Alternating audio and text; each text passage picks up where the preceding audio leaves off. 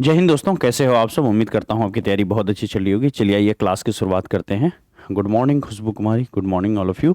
चलिए देखिए, आज के क्लास के अंदर में ये जो क्लास है ना, पर्यावरण की बेसिक क्लास है, हर एक एग्जामिनेशन के लिए इंपॉर्टेंट है ना। बिहार बीएड वालों के लिए तो ये क्लास है ही।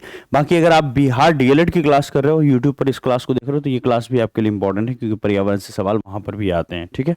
Anjali Kumari, Najifa Akhtari, good morning all of you, good morning. चलिए स्टार्ट करते हैं पर्यावरण का बेसिक क्लास। देखो, पर्यावरण के अंदर में हमें पाँच से छः चैप्टर पढ़ने हैं, जिसका ये बेसिक क्लास है। ठीक है। बेसिक क्लास में पर्यावरण का जो फाउंडेशन है, बेसिक चीज़ें हैं पर्यावरण में, वो सब यहाँ पर देखेंगे। और अक्सर सवाल बेसिक चैप्टर से ही पूछे जाते हैं, तो ये चैप्टर बहुत इंपॉर्टेंट है। शुरुआत के 15-20 मिनट तक हम लोग थ्योरी पढ़ेंगे, फिर 20 मिनट तक टेस्ट लगाएंगे। लगभग 45 मिनट की ये क्लास होने वाली है, तो आप शुरू से अंत तक देखिएगा, तभी आपका यहाँ पर 1 से 2 नंबर एग्जामिनेशन में अचीव हो पाएगा। शुरुआत करते हैं, आगे बढ़ते हैं। सबसे पहले पर्यावरण होता क्या है, what do you mean by environment. ठीक है। पर्यावरण कह लो या इन्वायरमेंट कह लो, आपके हिसाब से ये जो इन्वायरमेंट है ना, ये जो पर्यावरण है, जिसको हम लोग इन्वायरमेंट भी कहते हैं इंग्लिश में इसको इन्वायरमेंट कहते हैं। तो ये जो पर्यावरण है, इन्वायरमेंट है, ये है क्या चीज है ये, है ना। तो अगर हम पर्यावरण को डिफाइन करें तो हम कहेंगे किसी भी जीवित प्राणी के चारों ओर, जैसे हम लोग जीवित प्राणी है ना, हम लोगों के चारों ओर, है ना, जो भी पाए जाने वाले लोग हैं या फिर जो चीजें हमारे आसपास है, जो प्राकृतिक चीजें हमारे आसपास मौजूद है, ये सब जो है पर्यावरण का पार्ट है। तो कहेंगे कि पर्यावरण क्या है, तो किसी भी जीवित प्राणी, जैसे कोई भी जीवित प्राणी है, ठीक है, चाहे वो इंसान हो, जानवर हो, तो किसी भी जीवित प्राणी के चारों ओर पाए जाने वाले लोग, स्थान, वस्तुएं और प्रकृति को हम लोग पर्यावरण कहते हैं। जैसे हम लोग जीवित प्राणी हैं, तो जीवित प्राणी के चारों ओर जितनी सारी चीजें पाई जाएंगी, वो सब उस जीवित प्राणी का पर्यावरण होगा। ठीक है। जीवित प्राणी के चारों ओर, है ना, पाए जाने वाले लोग, स्थान, वस्तुएं, प्रकृति को ही क्या कहते हैं, पर्यावरण कहते हैं। अब पर्यावरण देखो अलग अलग तरह का होता है। एक तो प्राकृतिक पर्यावरण होता है, जिसको गॉड ने बनाया, जिसको भगवान ने बनाया, अल्लाह ने बनाया है। ठीक है। तो यह प्राकृतिक और मानव निर्मित भी होता है, यानी जिसको कुछ पर्यावरण ऐसे भी होते हैं जिसको इंसान स्वयं तैयार करता है अपने लिए। ठीक है। तो यह प्राकृतिक भी होता है और मानव निर्मित परिघटनाओं का एक मिश्रण होता है। तो कहेंगे कि पर्यावरण क्या चीज है। पर्यावरण के अंदर में एक तो प्रकृति अपना घटना करती है, एक तो गॉड के द्वारा चीजें होती है, दूसरा मैन के द्वारा होती है, जो इंसान है उसके द्वारा भी होती है। तो पर्यावरण जो है प्राकृतिक और मानव निर्मित परिघटनाओं का एक मिश्रण होता है। ठीक है, समझ गए। आइए अब इस फिगर में समझते हैं पर्यावरण के अलग अलग घटक होते हैं। ठीक है। जैसे आप देख रहे हो पर्यावरण के अलग अलग घटक हैं। जैसे सबसे पहले अगर हम बात करें पर्यावरण के घटक को लेकर के, तो आप यहां पर देख पा रहे होंगे कि ये देखिए पर्यावरण के यहां पर कुल मिलाकर देखेंगे तो एक प्राकृतिक घटक है, प्राकृतिक घटक, दूसरा है मानव निर्मित घटक। ठीक है। अब देखिए प्राकृतिक घटक के अंदर में जैसे आपका क्या क्या आ गया, जैसे देखिए आपका जल मंडल आ गया, जल है, वायु है ना, स्थल है, और साथ ही साथ जो सजीव लोग हैं वो सब भी इसी के अंदर में आते हैं। ठीक है। तो पर्यावरण के कितने घटक हैं, एक प्राकृतिक घटक है, दूसरा मानव निर्मित घटक है। प्राकृतिक घटक के अंदर में जैसे आप अपने सामने देखिए क्या क्या चीज है, जैसे धरती, जिस जमीन पर आप खड़े हैं, किसने बनाया, भगवान ने बनाया, अल्लाह ने बनाया है। तो ये गॉड के द्वारा, प्रकृति के द्वारा बनाया गया। तो ये प्राकृतिक चीजें हो गई। इसके अलावा जैसे पानी हम पीते हैं, प्राकृतिक चीजें हो गई। क्लियर है। जैसे हम हवा सांस लेते हैं, जो हमारे आसपास एनवायरनमेंट है, ये प्राकृतिक चीजें हो गई। क्लियर है।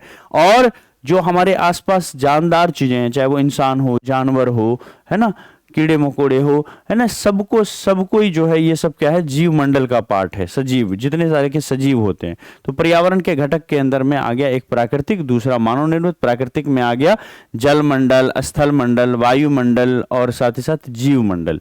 वहीं पर बात करें मानव निर्मित में, मानव निर्मित पर्यावरण के घटक जैसे मानव निर्मित में हो गया, जैसे इमारतें हो गई, इंसान पार्क बनाता है ना, तो ये आपका क्या हो गया, पर्यावरण के घटक हैं। पुल बनाता है, सड़क है, स्मारक है, उद्योग है, ये सारी चीजें जो है इंसान स्वयं बनाता है।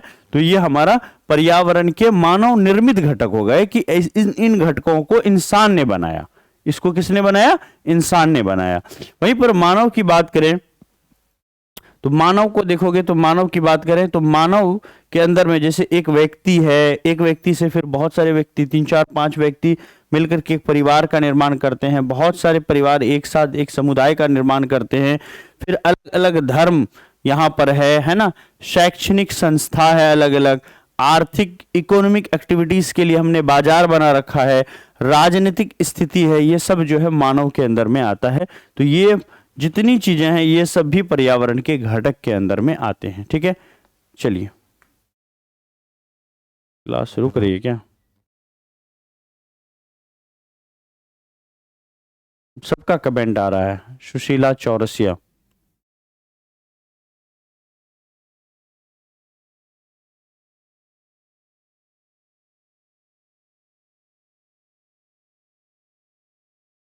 ठीक है, चलिए क्लियर है, यहां तक क्लियर है। आइए आगे बढ़ते हैं। तो ये सब क्या हो गए? पर्यावरण के घटक हो गए। तो पर्यावरण कहते किसे हैं? किसी भी जीवित व्यक्ति के चारों ओर के लोग, स्थान, वस्तु और प्राकृतिक चीजें जो है वो पर्यावरण कहलाता है। आगे बढ़ते हैं, पर्यावरण में और थोड़ा सा बेसिक पढ़ते हैं। सबसे पहला है प्राकृतिक पर्यावरण। ठीक है, प्राकृतिक पर्यावरण। देखो प्राकृतिक जितने पर्यावरण के वो सब घटक जो प्रकृति के द्वारा अगर बनाए गए हैं उसको हम क्या कहते हैं? प्राकृतिक पर्यावरण कहते हैं। जैसे भूमि हो गया, जल है, वायु है, पेड़ पौधे हैं, जानवर हैं, जीव जंतु हैं, ये सब मिलकर के प्राकृतिक पर्यावरण बनाते हैं। पृथ्वी की ठोस प्रॉपर्टी या कठोर ऊपरी परत को हम लोग क्या कहते हैं? स्थल मंडल कहते हैं। जैसे आप देखोगे ना कि पर्यावरण के अंदर में देखोगे कि तीनों चीजें आ जाती है। जैसे अगर बात करें यहां पर, ये आपका हो गया स्थल मंडल, ये स्थल मंडल हो गया, ठीक है, ये आपका जल मंडल हो गया, ठीक है, और ये आपका वायुमंडल हो गया। जब ये तीनों मिलता है कहीं एक जगह पर, एक जगह जहां पर तीनों चीजें अवेलेबल है, स्थल है, जल है, वायु है, तो यहीं पर एक और मंडल का निर्माण होता है जिसको जीव मंडल कहते हैं। बचपन में आप पढ़े होंगे ये सब चीजें, जिसको जीव मंडल कहते हैं। ठीक है, जैसे मान लेते हैं ये आपका स्थल मंडल हो गया, इसका नाम हो गया स्थल मंडल। वही चीजें इस फिगर में भी बताया गया आपको, स्थल मंडल। ये मान लेते हैं कि आपका ये हो गया आपका वायुमंडल। ठीक है, वायुमंडल, वायुमंडल, ये स्थल मंडल हो गया, ये वायुमंडल हो गया, और ये आपका हो गया जल मंडल। ठीक है, जल मंडल। ये तीनों जब मिलेगा आपका, ये तीनों जब मिलेगा, ठीक है, तो कहीं एक जगह तीनों चीजें अवेलेबल होगा। स्थल मंडल भी यहाँ पर है, यहाँ वायु भी है, यहाँ जल भी है। तो जहां पर स्थल, वायु, जल होगा वहां पर जीवित प्राणी रहेंगे, और ऐसे ही मंडल को हम लोग जीव मंडल कहेंगे। ऐसे ही जगहों को हम लोग क्या कहेंगे? जीव मंडल कहेंगे। ठीक है, चलिए अब देखिए यहां पर, तो स्थल मंडल कहते किसको हैं? सबसे पहला पार्ट आ गया स्थल मंडल। ठीक है, स्थल मंडल ये एक प्राकृतिक पर्यावरण है, और स्थल मंडल वह क्षेत्र होता है जो हमें वन प्रोवाइड करता है, कृषि एवं मानव बस्तियों के लिए भूमि प्रोवाइड करता है, पशुओं के लिए चारा। आपको पता है कि जो जमीन है आपके आसपास उस पर क्या क्या आप कर सकते हो, घास स्थल प्रदान करता है। ये सब कुछ जो है हमें स्थल मंडल से प्राप्त होता है। स्थल मंडल कहते किसे हैं? तो पृथ्वी का सबसे ऊपरी परत जिस पर हम सभी लोग रहते हैं उसी को हम लोग स्थल मंडल कहते हैं। ठीक है, आगे बढ़ते हैं। अब देखिए स्थल मंडल जो है ये खनिज संपदा का भी एक स्रोत है। यहाँ पर हर तरह के खनिज आपको देखने को मिलेंगे। जल के क्षेत्र को, अब देखिए जल मंडल किसको बोलते हैं? जहां जैसे आपका समुद्र हो गया, ये क्या है? जल मंडल हो गया। तो जहां जहां पर जल मौजूद है, जल के क्षेत्र को जल मंडल कहा जाता है। पृथ्वी के चारों ओर फैली हुई जो वायु की चादर है या वायु की परत है उसको हम लोग क्या कहते हैं? वायुमंडल कहते हैं। वायुमंडल में परिवर्तन होने से ही मौसम और जलवायु में परिवर्तन होता है। मौसम और जलवायु में जो परिवर्तन होता है वो वायुमंडल में होने वाले परिवर्तन के कारण ही हो पाता है। पादप एवं जीव जंतु मिलकर के जैव मंडल बनाते हैं। मैंने बताया आपको कि जहां जहां पर, ये देखो मैंने बताया आपको कि जहां पर ये तीनों मिलेगा, जैसे यहां पर ये तीनों मिल रहा है तो यही पार्ट जो है क्या कहलाएगा? जैव मंडल कहलाएगा। तो पादप और जीव जंतु मिलकर के सजीव संसार का निर्माण करते हैं, और ये पृथ्वी का वह संकीर्ण क्षेत्र है जहां स्थल, जल और वायु मिलकर के जीवन को संभव बनाते हैं। तो पृथ्वी में कहीं ये संकीर्ण, वो वही संकीर्ण क्षेत्र है जहां पर स्थल, जल और वायु तीनों मिल करके जीवन को ये लोग संभव यहां पर बनाते हैं। तो इसी को हम लोग जैवमंडल कहते हैं। तो ये सब पृथ्वी के का जो पर्यावरण है उसका पार्ट है। तो हमने क्या क्या पढ़ा अभी तक में? हमने पर्यावरण का डेफिनेशन पढ़ा, हमने प्राकृतिक और मानव निर्मित पर्यावरण पढ़ा, हमने पढ़ा कि प्राकृतिक पर्यावरण के अंदर में क्या क्या आता है, स्थल मंडल, जल मंडल और वायुमंडल, और जहां तीनों मिलते हैं उसको हम लोग जीव मंडल कहते हैं। आगे बढ़ते हैं। आगे बढ़ने से पहले अगर आप बिहार बीएड की तैयारी कर रहे हो तो इल्म बैच 3 को आप सभी लोग ज्वाइन कर सकते हो। फॉर्म जो है 10 अप्रैल से पहले ही आ जाएगा, बस ज़्यादा नहीं, अभी 10 से 12 दिन समय बचे हुए हैं फॉर्म को आने में, ठीक है। तो 10 अप्रैल तक फॉर्म एनी हाउ आ जाएगा। पता नहीं क्यों इस बार फॉर्म में लेट हो रहा है, तो आगे आपको उतना ज़्यादा समय नहीं मिलेगा। तो अभी ही वक्त है कि आप ज्वाइन कर लो, और एग्जामिनेशन आपको 10 जून तक होगा, ठीक है। तो अच्छा खासा समय मिल जाएगा, लगभग 2 महीने का समय मिलेगा तैयारी का। तो अभी से आप तैयारी कर लो। जो लोग आपके रिलेटिव में रह गए हैं, अभी तक तैयारी शुरू नहीं किए हैं, आप उनको इल्म बैच 3 के साथ ज्वाइन कर सकते हो। और इल्म बैच 3 का जो फी है ना वो 499 रुपए है, ठीक है, 499 है। आगे बढ़ते हैं। नेक्स्ट आपका मानवीय पर्यावरण, ठीक है। देखो वो पर्यावरण जिसको इंसान ने बनाया, सीधी सीधी बात है, वो मानवीय पर्यावरण हो जाएगा। तो मानव अपने पर्यावरण के साथ पारस्परिक क्रिया करता है और उसमें अपनी आवश्यकता के अनुसार परिवर्तन करता है। तो प्राकृतिक और मानवीय पर्यावरण के बीच सही संतुलन होना बहुत जरूरी है, वरना संतुलन नहीं रहेगा तो फिर इंसान का जीना मुश्किल हो जाएगा। अब आइए यहां पर कुछ क्वेश्चन कर लेते हैं। ये वो क्वेश्चन है जो सीधा सीधा आपके एनसीईआरटी के बुक में दिया हुआ है, और ऐसे क्वेश्चन बहुत इंपॉर्टेंट होते हैं जो एनसीईआरटी के डायरेक्ट सवाल होते हैं। तो direct from NCERT, direct from NCERT book, from NCERT book हम लोग पूरा एनसीईआरटी को बेस बनाकर चलेंगे, ताकि हमारा जो तैयारी है वो एकदम बहुत सटीक हो। देखिए 3 ही ऑप्शन थे, ठीक है। पूरे एनसीईआरटी में एक ही बुक आती है, क्लास 7 का पर्यावरण, ठीक है।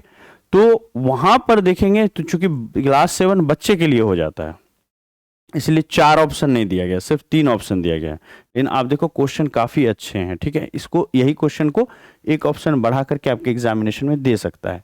कहते हैं कि इनमें से कौन सा प्राकृतिक परितंत्र नहीं है, यानी प्राकृतिक परितंत्र नहीं है, जिसको प्रकृति ने नहीं बनाया है। अब देखो मरुस्थल है, प्रकृति ने बनाया है। वन, इसको भी प्रकृति ने बनाया, लेकिन ताल जो है, ताल, इसको प्रकृति ने नहीं बनाया है। तो करेक्ट आंसर हो जाएगा कि इनमें से कौन प्राकृतिक नहीं है, तो ताल प्राकृतिक नहीं है। दूसरा, इनमें से कौन सा मानवीय पर्यावरण का घटक नहीं है। ये नहीं पूछा कि मानवीय पर्यावरण है, पूछा कि मानव पर्यावरण का घटक नहीं है। तो स्थल, धर्म और समुदाय। देखो धर्म और समुदाय ये दोनों मानव से रिलेटेड है। मानव मिल करके धर्म बनाते हैं, मानव मिलकर के समुदाय बनाते हैं। लेकिन ये जो स्थल मंडल है ये एक प्राकृतिक पर्यावरण है, तो ये मानवीय पर्यावरण नहीं है। इस तरह से आंसर हमारा हो जाएगा ऑप्शन ए। बहुत आसान था। चलिए कुछ और आसान क्वेश्चन आपको यहां पर करवाते हैं, बहुत आसान क्वेश्चन। देखते हैं ये सब क्वेश्चन आप कर पाते हो कि नहीं। जैसे इनमें से कौन सा मानव निर्मित पर्यावरण है? पहाड़, समुद्र, सड़क। देखो पहाड़ को गॉड ने बनाया, समुद्र को भी प्रकृति ने बनाया, प्राकृतिक है। लेकिन सड़क जो है ये क्या है, प्राकृतिक नहीं है। तो आंसर होगा कि सड़क एक मानव निर्मित पर्यावरण है। इनमें से कौन सा पर्यावरण के लिए खतरा है? ठीक है, देखो अगर पेड़ पौधे बढ़ेगा या फिर फसल वृद्धि होगी, फसल की वृद्धि होगी अच्छी बात है, पादप बढ़ेगा ये भी अच्छी बात है। लेकिन हमारा आंसर क्या हो जाएगा, इनमें से कौन सा खतरा है? तो जनसंख्या वृद्धि जो है ये खतरा है। जनसंख्या वृद्धि होने से हमारे पर्यावरण पर बहुत बुरा असर पड़ता है। तो इस तरह से आंसर हो जाएगा हमारा 3 नंबर। ठीक है, ये 2 नंबर। क्लियर है? तो अब आइए आगे बढ़ते हैं। अब यहां से एक मैच ऑफ द फॉलोइंग कर लीजिए आप सभी लोग। ठीक है, मैच ऑफ द फॉलोइंग कर लीजिए। कहते हैं निम्नलिखित स्तंभों को मिलाकर सही जोड़े बनाइए। सही जोड़े यहां पर बनाते हैं। देखते हैं जैव मंडल। देखो जैव मंडल किसको बोलते हैं? जैव मंडल, वायुमंडल, जलमंडल, स्थलमंडल। सबसे पहले वायुमंडल आसान है। तो जो वायु की एक चादर है, जो हमारा अर्थ है, ये अर्थ है, अर्थ के चारों ओर, ये ग्लोब के इसके चारों ओर जो वायु का एक चादर है, एकदम नजदीक से वायु का एक चादर जो है, उसी को हम लोग क्या बोलते हैं? वायुमंडल बोलते हैं। तो कहेंगे पृथ्वी को घेरने वाली वायु की चादर जो है, इसको हम लोग क्या बोलेंगे? वायुमंडल बोलेंगे। तो इस तरह से ये इसमें मैच कर जाएगा। क्लियर है।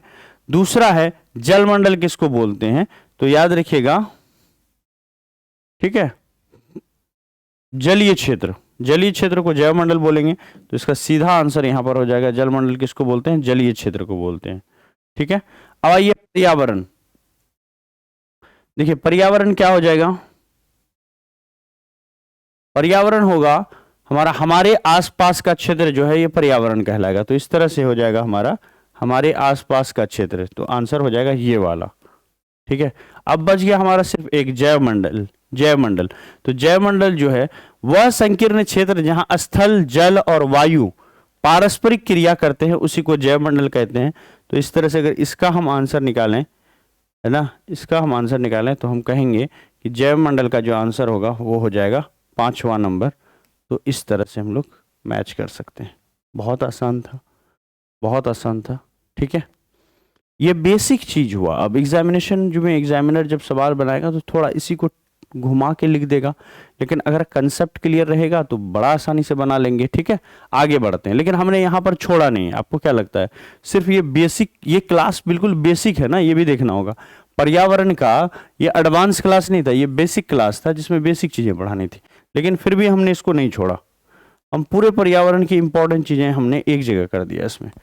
इतने से आपका काम नहीं चलेगा, तो आपको हम पढ़ाने जा रहे हैं पर्यावरण का फैक्ट्स, जो एग्जामिनेशन में सबसे ज्यादा पूछा जाता है, रगड़ करके पूछा जाता है। सबसे पहले वायु क्या है, अगर मैं बोलूं वायु क्या है, तो वायु क्या है, गैसों का मिश्रण है, गैसों का मिश्रण है, जिसमें वायु में देखेंगे नाइट्रोजन, हमारा जो पर्यावरण है उसमें नाइट्रोजन कितना परसेंट है, 78% आपको इसमें नाइट्रोजन देखने को मिलेगा, 78%, और ऑक्सीजन कितना देखने को मिलेगा, 21% देखने को मिलेगा। कार्बन डाइऑक्साइड की मात्रा वहीं पर पर्यावरण के अंदर में 0.03% यहां पर देखने को मिलेगा। पृथ्वी के सबसे करीब का अगर मंडल पूछें, सबसे करीब कौन सा मंडल है, तो पृथ्वी के सबसे करीब जो है क्षोभ मंडल है, जिसको ट्रोपोस्फेयर बोलते हैं। पृथ्वी का सबसे करीब का मंडल जो पृथ्वी है, धरातल है जहां हम लोग रहते हैं, ये क्या है, क्षोभ मंडल है। पृथ्वी के सबसे करीब का जो मंडल है इसको क्षोभ मंडल कहते हैं। सारी मौसमी घटनाएं किस मंडल में होती है, तो पृथ्वी की सबसे निचली मंडल में होता है, जिसको क्षोभ मंडल कहते हैं। क्षोभ मंडल में ही मौसम से संबंधित सारी घटनाएं जो है क्षोभ मंडल में होती है।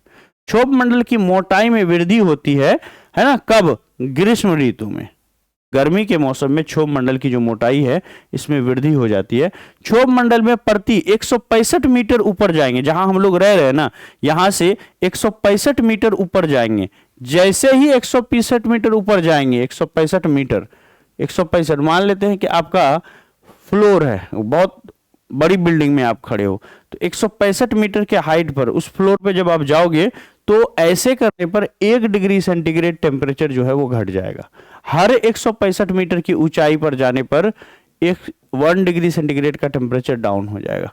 जैसे नीचे अगर मान लेते हैं कि 26 डिग्री सेंटीग्रेड है, तो 165 मीटर ऊपर जाएंगे तो 25 बचेगा, और 100 जाएंगे, 165 मीटर जाएंगे तो फिर आपको वहां पर 24 बचेगा। इस तरह से हर 165 मीटर के हाइट पे जाने पे 1 degree centigrade on an average temperature जो है डाउन हो जाता है। और ये घटनाएं कहां पर होती है, क्षोभ मंडल में। क्षोभ मंडल क्या है, पृथ्वी का सबसे करीबी मंडल है, सबसे निचली मंडल है। जितनी भी मौसम संबंधी घटनाएं होती है ये सब के सब जो है क्षोभ मंडल में, ट्रोपोस्फेयर के अंदर में होता है, ठीक है।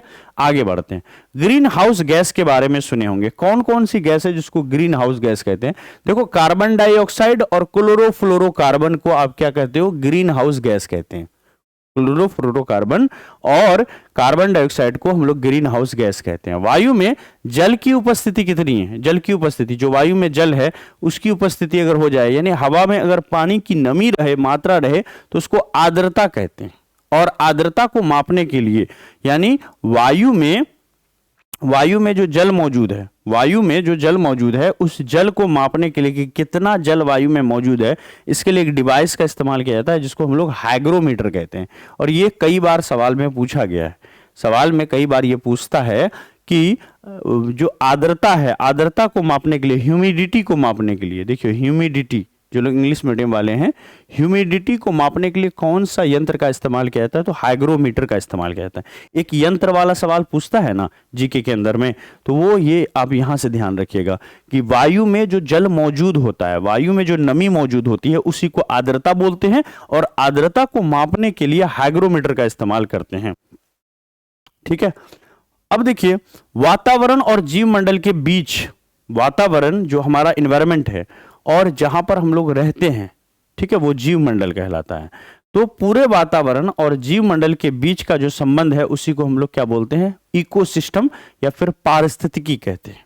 ठीक है, पारिस्थितिकी तंत्र में नाइट्रोजन का परिसंचरण होता है जीवाणु के द्वारा। जो नाइट्रोजन यहां से वहां जाता है या फिर पारिस्थितिकी तंत्र में हम लोगों के खाने तक नाइट्रोजन पहुंचता है, वो जीवाणु के तरह के वजह से पहुंचता है। ठीक है, राइजोबियम नाम का जीवाणु होता है जो दलहन की पौधों की जड़ों में होता है, और वो जो है क्या होता है, हमारे फूड तक आता है। ठीक है, तो याद रखिएगा कि जो पारिस्थितिकी तंत्र है इसमें नाइट्रोजन का फ्लो जो होता है वो जीवाणु के द्वारा होता है। जीवमंडल पर ऊर्जा का, जो जीवमंडल है उसका ऊर्जा का पूरा स्रोत, जहां पर हम लोग रह रहे हैं ना, इस पृथ्वी पर ऊर्जा का पूरा स्रोत जो है, जहां से सारी एनर्जी मिलती है पृथ्वी को, हर एक पार्ट में एनर्जी मिलती है, वो केवल और केवल क्या हो जाएगा? सौर ऊर्जा हो जाएगा। सारी एनर्जी किससे मिलती है? सूर्य से मिलती है। फलीदार पौधों की जड़ों में जो पाया जाता है वो राइजोबियम होता है। जो फल वाले पौधे होते हैं उसमें नाइट्रोजन स्थितीकरण जीवाणु पाए जाते हैं, जो कि एनवायरनमेंट से नाइट्रोजन को खींच करके पौधों की जड़ों में मौजूद कराते हैं। जैसे देखते हो ना, कहते हैं दो फसलों के बीच में एक दलहन वाली फसल क्यों लगानी चाहिए? क्योंकि दलहन वाली फसल के अंदर में की जड़ों में राइजोबियम नामक जीवाणु मौजूद आ जाते हैं, वो वहां पर डेवलप होते हैं और नाइट्रोजन को पूरे एनवायरनमेंट से खींच करके मिट्टी में वो लाते हैं, जिसके कारण अगली फसल बहुत अच्छी होती है। क्योंकि नाइट्रोजन पौधों को बढ़ने में मदद करता है। यूरिया का छिड़काव कम भी करेंगे तब भी हमारी अगली फसल बहुत अच्छी होगी। तो फलीदार पौधों की जड़ों में पाया जाता है क्या? राइजोबियम पाया जाता है। अब देखो, पृथ्वी के ताप को बनाए रखने के लिए कौन सी चीजें उत्तरदायी है? कार्बन डाइऑक्साइड और जलवाष्प, ये दोनों जो है पृथ्वी के ताप को बनाए रखता है। ठीक है, आगे बढ़ते हैं।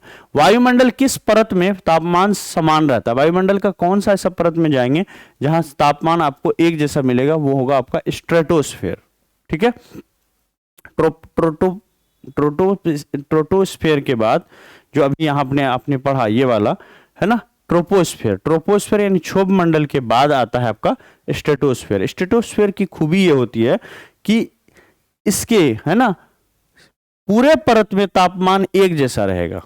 जैसे 165 मीटर ऊपर जाते थे तो ट्रोपोस्फेयर में क्या होता था कि हमारा तापमान घटता था ना, लेकिन और नीचे अगर आते थे तापमान बढ़ता था। लेकिन यहां पर ऐसा नहीं होगा, पूरे स्ट्रेटोस्फेयर में तापमान समान रहेगा। कहते हैं कि आकाश जो है नीला क्यों दिखाई पड़ता है? तो प्रकाश के प्रकीर्णन के कारण नीला दिखाई पड़ता है। आपसे सवाल पूछा जाएगा कि पर्यावरण दिवस जो है कब मनाते हैं? विश्व में, पूरे दुनिया में पर्यावरण दिवस, विश्व पर्यावरण दिवस कब मनाते हैं? 5 जून को मनाया जाता है। ग्रीन हाउस का प्रभाव जो है, ग्रीन हाउस इफेक्ट, वो किस कारण से होता है? तो कार्बन डाइऑक्साइड गैस के कारण ही ग्रीन हाउस का इफेक्ट होता है। जितनी भी वायुयान उड़ती है, वायुयान के उड़ान के लिए है ना, आदर्श दशा, जो आदर्श स्फीयर है वो कौन सा, वह पर्यावरण के किस पार्ट पर जो है उड़ता है? तो याद रखिएगा समताप मंडल में आपको वायुयान उड़ती है। तो वायुयानों के उड़ने की आदर्श जो कंडीशन है वो समताप मंडल में देखने को मिलती है। किसी भी परितंत्र में सबसे अधिक संख्या होती है किसका? प्रोड्यूसर का। कोई भी इकोसिस्टम में जाओगे तो सबसे ज्यादा बनाने वाले लोगों की संख्या रहती है, और उसी बनाने वाले प्रोड्यूसर पर बाकी के लोगों का खाना पीना चलता है। ठीक है, पृथ्वी पर जो वायुमंडल है उसका क्या कारण है? तो आंसर होगा गुरुत्व। गुरुत्व के कारण वायुमंडल जो है वो पृथ्वी से चिपका हुआ है। जो एयर है ना वो पृथ्वी के आसपास है, वरना ये दूर दूर होता। पौधे नाइट्रोजन कहां से ग्रहण करते हैं? तो नाइट्रेट आयन के रूप में पौधे ग्रहण करते हैं। चिपको आंदोलन का संबंध किससे है? वन संरक्षण से। ठीक है, चिपको आंदोलन का संबंध अगर पूछेगा किससे है तो ये वन को बचाने से है। और चिपको आंदोलन के जो नेता थे उनका नाम था सुंदरलाल बहुगुणा। सुंदरलाल बहुगुणा। ठीक है, अगर ये इस तरह से फैक्ट पढ़ा देंगे ना, बेसिक तो पढ़ा दिए, फैक्ट भी पढ़ा दिए, तो आपका एग्जामिनेशन में नहीं छूटेगा सवाल।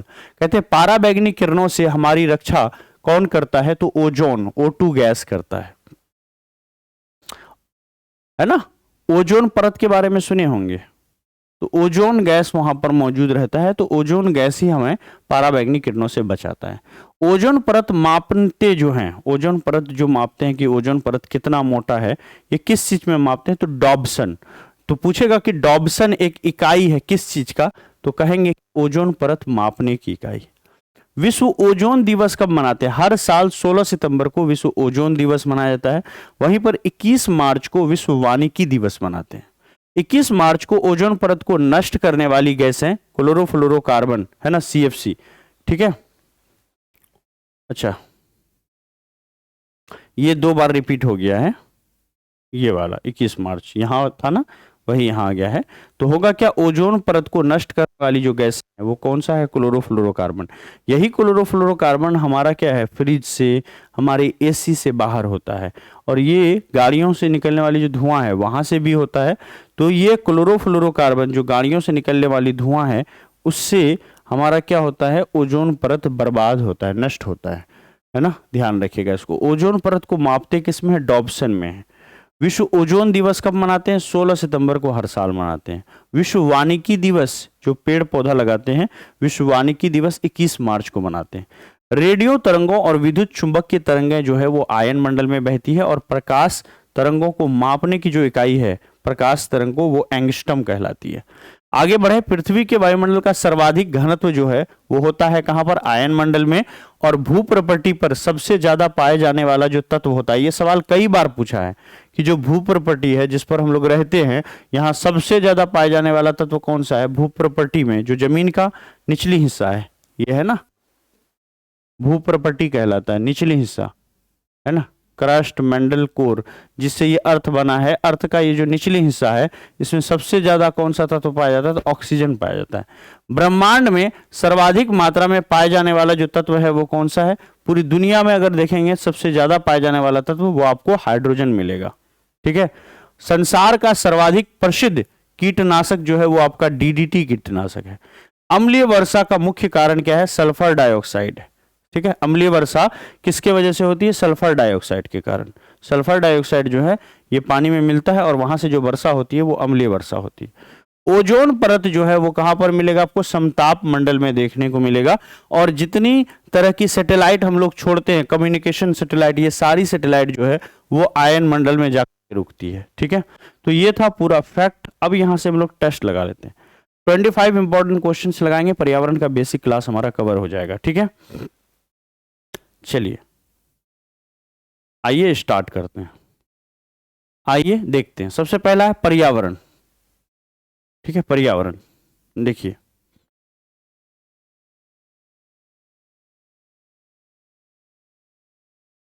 पहला क्वेश्चन है, पर्यावरण किसका मिश्रण है। पर्यावरण किसका मिश्रण है। बिहार बीएड की क्लास अब शुरू हो गई है ऐप पर, इल्म बैच 1 2 3 तीनों में नहीं हुआ है जीके, और तीनों में कंबाइंड जीके चल रहा है, ठीक है। तो ये जीके का जो कुछ क्लास हुआ था, बहुत सारा 1 2 में बहुत सारा पढ़े थे आप लोग, हिस्ट्री ज्योग्राफी वगैरह को, तो ये बैच 3 वालों को भी मिल गया। जैसे क्लास ज्वाइन की तो रिकॉर्डेड फॉर्मेट में दे दिए। अब आगे की क्लास जो है ना, वो बहुत सारी क्लास बची है। अगले 1.5 महीने तक क्लास चलेगी, लगभग 45 दिनों तक।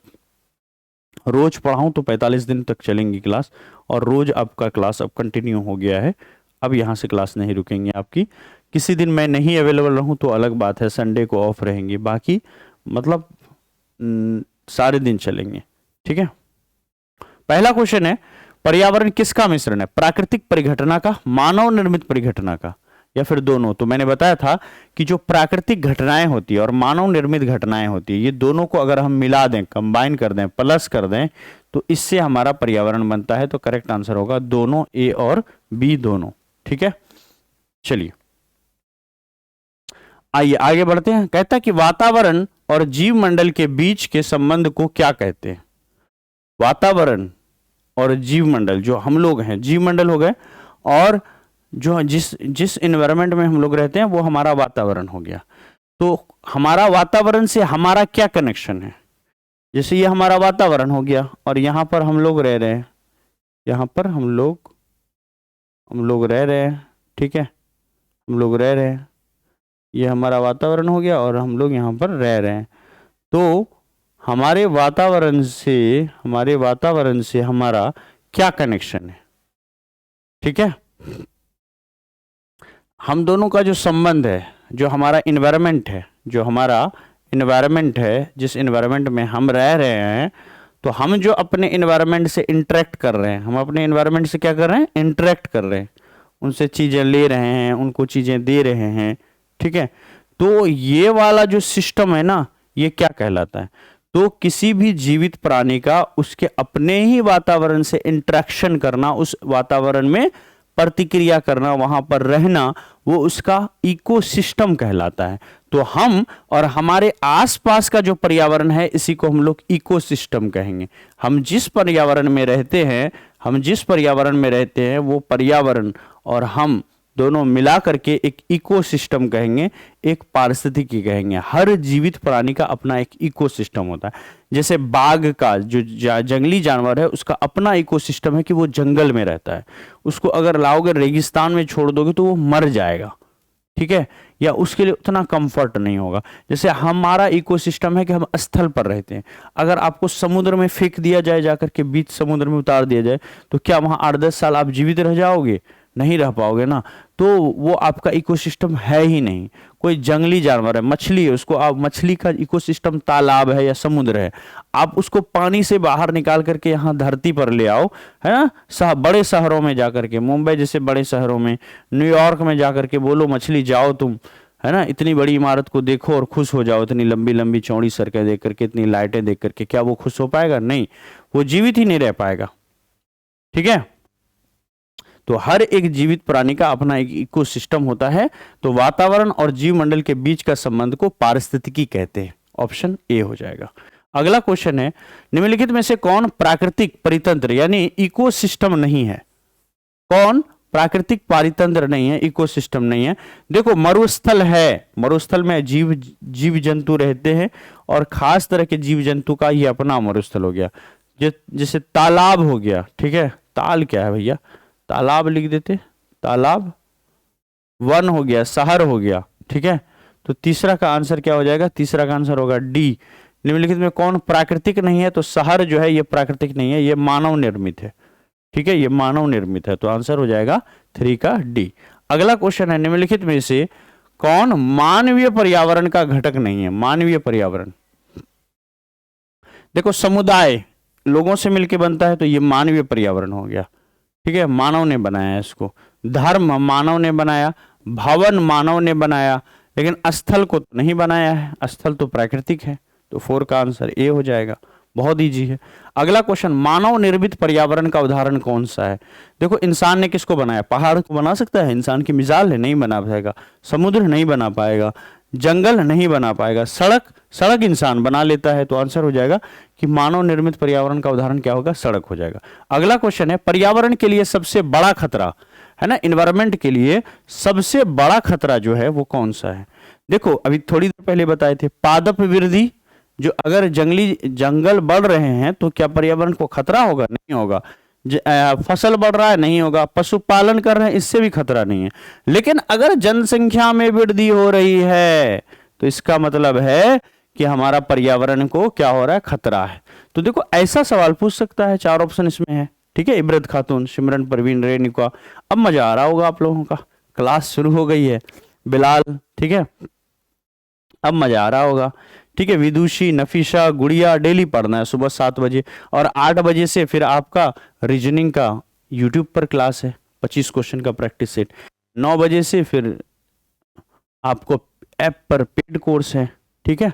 सुबह जो टीएलई वाली क्लास है ना, और टीचिंग एप्टीट्यूड वाली, वो बहुत सुबह हो जाती है 5 बजे, ठीक है। हम लोग अक्सर लेट नाइट पढ़ते हैं, या दिन में बहुत सारा काम आप भी करते हो, तो उतना सुबह सुबह जगना 5 बजे मुझे नहीं लगता कि उतना नीड है उस चीज़ का। तो हम उसको कहीं दिन के टाइम में एडजस्ट करेंगे, ठीक है। ये हमारे लिए भी आसान होगा, हम भी अच्छी नींद ले पाएंगे, तो पूरे दिन और फ्रेश मूड में आपको पढ़ा पाएंगे। तो मेरा भी यही विचार बन रहा है कि सुबह 5 बजे वाली क्लास को ना हम लोग चेंज करें और दिन में किसी टाइम रखें, ठीक है। चलो, पहली क्लास 7 बजे से आपकी होगी जीके वाली, जो मैं पढ़ा रहा हूं ऐप पर, ठीक है। वायुमंडल में कार्बन डाइऑक्साइड की मात्रा कितनी होती है? वायुमंडल में कार्बन डाइऑक्साइड की मात्रा कितनी होती है, ठीक है। बिहार बीट का फॉर्म लगभग 10 अप्रैल से आ जाएगा, ठीक है, उससे पहले ही आ जाएगा। वायुमंडल में कार्बन डाइऑक्साइड की मात्रा कितनी है भैया? 0.03% है। आंसर हो जाएगा 7 का ए नंबर। अगला क्वेश्चन देख लेते हैं, पृथ्वी के सबसे निकट का वायुमंडलीय मंडल कौन सा है? मैंने बताया था पृथ्वी के सबसे निकट जो आप जाओगे क्षोभ मंडल मिलेगा आपको, जिसको ट्रोपोस्फेयर बोलते हैं, ट्रोपोस्फेयर बोलते हैं। तो करेक्ट आंसर हो जाएगा ये। आयन मंडल के अंदर में जितने भी तरह के जो सैटेलाइट होता है, जो उपग्रह होते हैं, वो सब आयन मंडल में जाते हैं, याद रखिएगा, आयन मंडल में। ठीक है, चलिए हो गया। अगले क्वेश्चन पर चलते हैं। पारिस्थितिकी तंत्र इकोसिस्टम में नाइट्रोजन का परिसंचरण किसके द्वारा होता है? किसी भी इकोसिस्टम में नाइट्रोजन जो है वो जीवाणु के द्वारा होता है। अभी थोड़ी देर पहले पढ़ाया था। अब ये बताओ, क्या इस थ्योरी वाली क्लास को पढ़ने से पहले कितने लोगों को ये पहले से पता था कि नाइट्रोजन का जो परिसंचरण होता है वो जीवाणु के द्वारा होता है?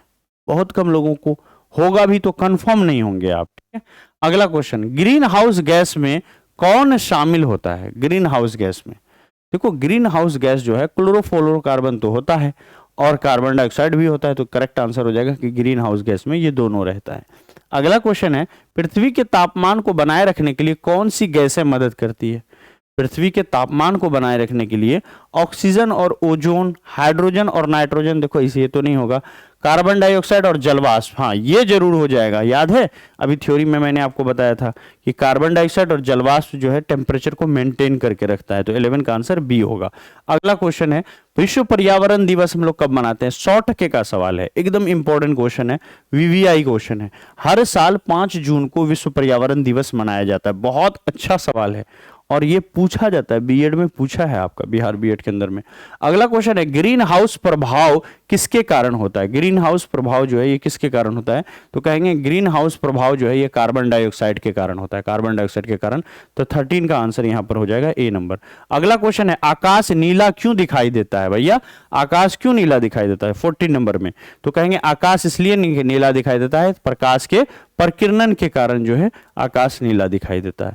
नेक्स्ट क्वेश्चन है, पौधे नाइट्रोजन किस रूप में ग्रहण करते हैं? पौधे है ना, ये नाइट्रोजन को किस रूप में ग्रहण करते हैं? 15 नंबर में याद रखिएगा, ये पौधे जो है नाइट्रोजन को किस रूप में ग्रहण करते हैं? नाइट्रोजन को, नाइट्रोजन गैस नहीं होगा, अमोनिया नहीं होगा, ऑक्साइड नहीं होगा, करेक्ट आंसर होगा नाइट्रेट आयन। पौधे नाइट्रोजन को किस रूप में ग्रहण करते हैं? तो नाइट्रेट आयन के तौर पर। अगला सवाल, चिपको आंदोलन किससे संबंधित था? चिपको आंदोलन किससे संबंधित था? याद रखिएगा, प्रदूषण से तो नहीं था, मिट्टी से नहीं था, जल से नहीं था, वन संरक्षण से था। और चिपको आंदोलन के नेता सुंदरलाल बहुगुणा है। अगला सवाल, ओजोन परत मापने की इकाई क्या है? मैंने बताया था आपको कि ओजोन परत जो है ना वो आपका डॉप्सन में मापा जाता है, डॉप्सन में। तो करेक्ट आंसर होगा ओजोन परत डॉप्सन में मापा जाता है। विश्व ओजोन दिवस हम लोग हर साल कब मनाते हैं? विश्व ओजोन दिवस याद रखिएगा 16 सितंबर को हर साल विश्व ओजोन दिवस मनाते हैं। वायुमंडल की कौन सी परत ओजोन परत को धारणा करती है? वायुमंडल की कौन सी परत ओजोन परत को धारण करती है? यानी ओजोन परत कहां पाया जाता है, यही तो सवाल है जो मैंने बताया था आपको।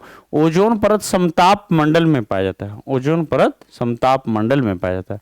अगला सवाल, रेडियो तरंगें किस वायुमंडलीय परत में पाई जाती है? देखो रेडियो की तरंगें, जितनी भी तरंग है ये सब कुछ जो है आपका आयन मंडल में पाया जाता है। तो करेक्ट आंसर होगा आयन मंडल। ठीक है, अगला क्वेश्चन है, पृथ्वी के वायुमंडल का सबसे घना मंडल, सबसे घना मंडल, देखो जहां गुरुत्वाकर्षण सबसे ज्यादा होगा वही तो सबसे ज्यादा घना मंडल होगा, है ना।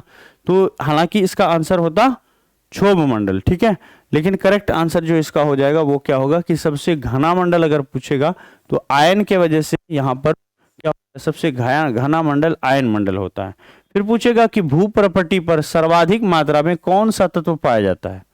भूप्रपट्टी पर सबसे ज्यादा जो है आपको ऑक्सीजन पाया जाता है। तो आंसर हो जाएगा 22 का बी नंबर। ठीक है, अगला क्वेश्चन कहता है कि ब्रह्मांड में सर्वाधिक मात्रा में कौन सा तत्व पाया जाता है? पूरे ब्रह्मांड में जाओगे, विश्व में पूरे ब्रह्मांड में हाइड्रोजन ही सबसे ज्यादा आपको पाया जाता है। ठीक है, ऑक्सीजन ऑक्सीजन कुछ नहीं, नाइट्रोजन कुछ नहीं, करेक्ट आंसर हो जाएगा हाइड्रोजन। आपको लग रहा होगा नाइट्रोजन होगा क्योंकि नाइट्रोजन 78% पाया जाता है। ये आपको पृथ्वी की बात हो गई, अर्थ पर, ठीक है, लेकिन मैं आपको पूछ रहा हूं पूरे ब्रह्मांड में, तो आंसर हो जाएगा हाइड्रोजन। नेक्स्ट है अम्लीय वर्षा का मुख्य कारण, जो अम्लीय वर्षा एसिड रेन होता है इसका इंपॉर्टेंट कारण कौन सा है? 24वां नंबर तो करेक्ट आंसर हो जाएगा, सल्फर डाइऑक्साइड के कारण अम्लीय वर्षा होती है। आखिरी सवाल, संचार उपग्रह किस वायुमंडलीय मंडल में स्थित है? संचार उपग्रह, देखो जितनी भी तरह की संचार उपग्रह है सबको सब आयन मंडल में ही डाला जाता है, और सबसे जो सघन माध्यम होता है, मंडल होता है, वो आपका आयन मंडल ही होता है। ठीक है, तो इस तरह से जो 25 क्वेश्चन थे वो हो गया, और जो पर्यावरण का बेसिक क्लास था उसको बहुत अच्छे से हम लोगों ने पढ़ा। अब आप लोगों के घर में आसपास में कोई भी बीएड वाला बच्चा है, आपको पता है बीएड की क्लास रोज हो रही है, रोज 4 से 5 घंटे की क्लास यहाँ पर हो रही है, रोज पर डे। तो ये दूसरा इल्म बेस 3 का भी सिलेबस जल्द ही पूरा हो जाएगा। तो अगर हमारी क्लास अभी भी हमारा क्लास बचा हुआ था जीके का, स्टैटिक जीके पोर्शन मैं पढ़ाता हूँ आपको, और जीके में साइंस जो पूछा जाता है 20 नंबर का, उसके लिए अलग फैकल्टी आपको दिए हुए हैं हम। ठीक है, दूसरे टीचर आपको साइंस पढ़ाएंगे जो प्रॉपर साइंस पढ़ाते हैं। तो स्टैटिक जीके मैं पढ़ाऊंगा। स्टैटिक जीके में ना सिर्फ static GK, history, geography, polity, economics, ecology, ठीक है, इन्वायरमेंट, ये सब मैं पढ़ाऊंगा आपको। ठीक है, प्लस स्टैटिक जीके पढ़ाऊंगा, स्टैटिक जीके है ना, प्लस करंट अफेयर्स मैं आपको पढ़ाऊंगा, करंट अफेयर्स। ठीक है, ये सब कुछ मैं आपको पढ़ाऊंगा। और जो साइंस वाले टीचर होंगे साइंस से ये सब पढ़ेंगे, तो आपको 20 मार्क्स आएगा। 20 क्वेश्चन यहाँ से आता है, और 20 क्वेश्चन साइंस से आएगा, फिजिक्स, केमिस्ट्री, बायोलॉजी। इसका 9-10 वाला नहीं पढ़ना है, इसका जो जनरल साइंस के नाम से आता है वो आपको पढ़ा रहे हैं सर, जनरल साइंस टाइप का। ठीक है, जीके टाइप का साइंस, वो आपको यहाँ से पढ़ेंगे, 20 नंबर वो देगा। तो इस तरह से 20 हमारा ये सब पढ़ करके, 20 यहाँ से साइंस पढ़ करके 40 मार्क्स आपका आएगा। फिर रीजनिंग के अलग टीचर हैं, है ना, जो 25 मार्क्स का रीजनिंग आपको पढ़ाएंगे। टीचिंग एप्टीट्यूड मैं पढ़ा रहा हूँ आपको, हिंदी मैं पढ़ा रहा हूँ, 15 नंबर का हिंदी पूछता है, बहुत कुछ हिंदी में है नहीं, मैं पढ़ाऊंगा हिंदी, सारे चैप्टर करा रहा हूँ हिंदी में, बहुत सारा प्रैक्टिस कराऊंगा। यानी 50 नंबर का भी हिंदी पूछता ना, तब भी यही इतना ही लेक्चर पढ़ना होता आपको, इतना गहराई से हम पढ़ाने वाले हैं आपको इल्म बैच 3 के अंदर में, है ना। और इल्म बैच 2 में भी कुछ क्लास बचा हुआ है, उसमें भी आपको कवर कराएंगे। ठीक है, नहीं एसपी नोट्स हमारा ऐसे पहले से बना हुआ नहीं है, पिछले साल का एसपी नोट्स अवेलेबल है, आप कहें तो हम दे देंगे, लेकिन पिछले साल का एसपी नोट्स हम आपको देंगे नहीं, वो उतना फ़ायदा नहीं करेगा, वो आपको 85% तक फ़ायदा करेगा। एक साल में बहुत कुछ चेंज हो गया है, जो पिछले साल का पेपर देखें उसमें थोड़ा बदलाव है, तो हम लोग अपडेट करते हैं, और हमारा एक साल का जब अनुभव बढ़ता है ना, हमें रियलाइज़ होता है कि हमें और क्या चेंजेस करने चाहिए थे जो हम नहीं कर पाए। ठीक है, तो हम क्या करते हैं, हम वो चेंजेस इस साल करते हैं, तो हम हर बार नया पीडीएफ बनाते हैं, हम लोग हर बार नया नोट्स बनाते हैं। पुरानी कोई नोट्स बहुत बढ़िया बनी है तो उसमें थोड़ा बहुत चेंज करते हैं, वरना हमारा 90% तक नया नोट्स बनता है। इस बार जैसे सारे टीचर जो पढ़ाते हैं उसी का नोट्स बनता है, जैसे मैं ये पढ़ाया इन्वायरमेंट में तो ये बना, पिछले साल इन्वायरमेंट में मैं ये चीज़ नहीं पढ़ाया था जो इस बार पढ़ाया हूँ, ये बेसिक क्लास, ये मैप का देना, ये इस तरह का नहीं पढ़ाया था। जितना समय और डिटेल से बहुत अच्छे से इस लेक्चर को तैयार किया हूँ, ऐसे नहीं बना था पिछले बार इन्वायरमेंट का। ठीक है, इस तरह से फैक्ट्स वैक्ट्स नहीं पढ़ाए गए थे, तो वो पिछले बार के नोट्स में आपको नहीं दिखेंगे इस तरह की चीज़ें। ठीक है, तो जब जो हम पढ़ाते हैं उसी का बनवाते हैं। ठीक है, तो thank you so much, I hope कि क्लास आपको अच्छा लगा होगा, दिल से धन्यवाद।